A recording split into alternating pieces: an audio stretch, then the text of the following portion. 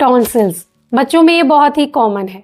तो आज इस वीडियो में हम बात करने वाले हैं टॉन्सिल्स के बारे में। ये क्या होता है, क्यों होता है, इसके लक्षण क्या हो सकते हैं एंड सबसे ज़रूरी क्या घरेलू इलाज आप कर सकते हो, कब डॉक्टर के पास जाना है, क्या ट्रीटमेंट अवेलेबल है, तो डिटेल में बात करेंगे। So hello everyone and welcome back to Bhavika's motherhood journal. सबसे पहले तो हम ये समझते हैं कि टॉन्सिल होता क्या है। तो हमारे मुंह के अंदर गले के पास जो दो छोटी छोटी गांठें आपको देखने को मिलती है, ये टॉन्सिल है। ये हमारी बॉडी का नेचुरल डिफेंस सिस्टम है। मतलब कि कोई भी वायरस या बैक्टीरिया हमारे मुंह के अंदर जाएगा तो उसको ये वहीं पे रोक लेता है, आगे बढ़ने से रोकता है। लेकिन जब ये खुद इन्फेक्टेड हो जाता है तो उसको टॉन्सिलिटिस कहा जाता है, जिसे कॉमन लैंग्वेज में हम टॉन्सिल ही कहते हैं।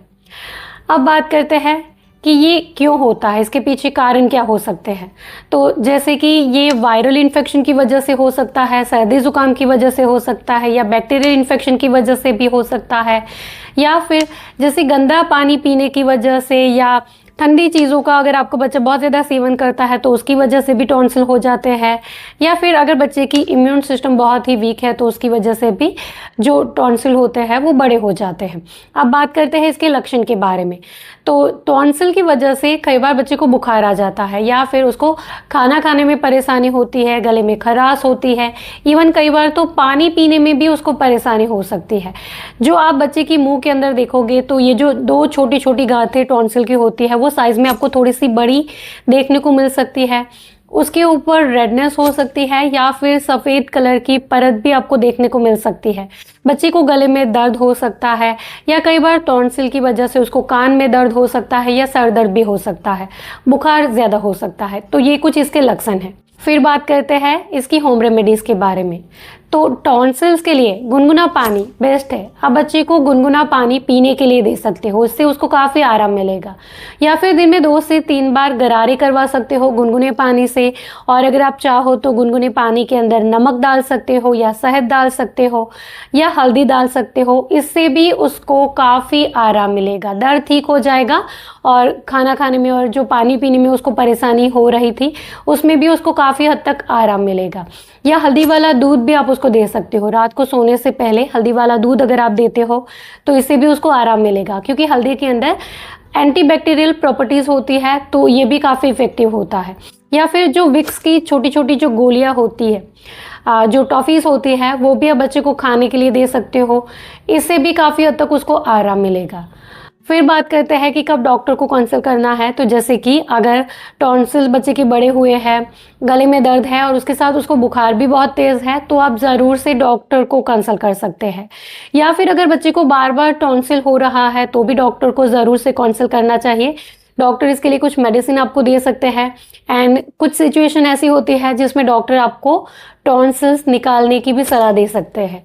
जैसे कि 1 साल में अगर बच्चे को 7 बार से ज़्यादा बार टॉन्सिल हो चुके हैं तो भी डॉक्टर उसको निकालने की, कटवाने की सलाह दे सकते हैं।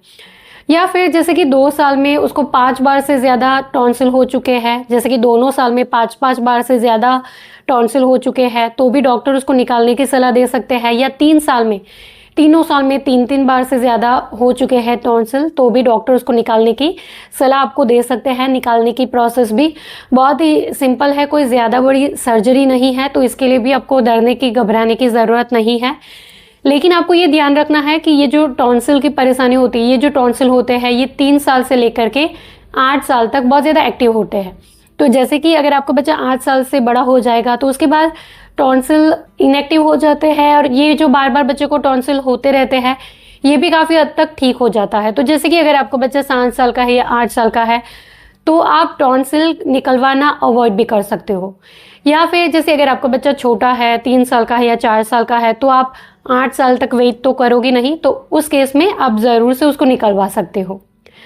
और आप मुझे नीचे कमेंट बॉक्स में ज़रूर से बताना कि टॉन्सिल्स के लिए आप कौन सी होम रेमेडी यूज़ करते हो। So this is all for today. I hope कि मेरी ये सारी बातें, ये छोटी सी इन्फॉर्मेशन आपके लिए ज़रूर से यूज़फुल रही होगी। अगर इस वीडियो से आपकी कोई भी मदद हुई है, वीडियो अगर आपके लिए यूज़फुल था, तो इस वीडियो को लाइक और शेयर ज़रूर करिएगा, इस वीडियो को हाइप ज़रूर से दीजिएगा और ऐसे और वीडियोस के लिए आप मेरे चैनल को ज़रूर से सब्सक्राइब करें। इसके अलावा और कुछ अगर आप मुझसे पूछना चाहते हो, कुछ बताना चाहते हो तो आप मुझे नीचे कमेंट बॉक्स में ज़रूर से लिख सकते हो। Thank you for watching this video. Bye bye.